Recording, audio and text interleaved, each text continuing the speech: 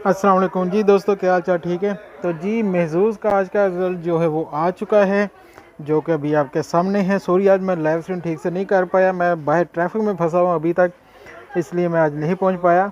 लेकिन फिर भी रिज़ल्ट जो है वो मैं आपके साथ शेयर कर रहा हूं आज का। जो आप देख सकते हैं कि 20 मिलियन का प्राइस था पहला, जो कि किसी का भी नहीं लगा है इस बार। तो महजूज़ वालों को चाहिए कि यार छोड़ें इसको, 20 मिलियन किसी एक दो को देने की बजाय ये नीचे लोग बैठे, भाई 2 नंबर जिनके मैच होते हैं उनको दे दो, ठीक है। वो सारे बैठे हैं उनको दे दो, किसी को, किसी का भला हो जाएगा। ये 1 मिलियन को ही आप ज़्यादा कर दो, किसी को मिल जाएगा कुछ।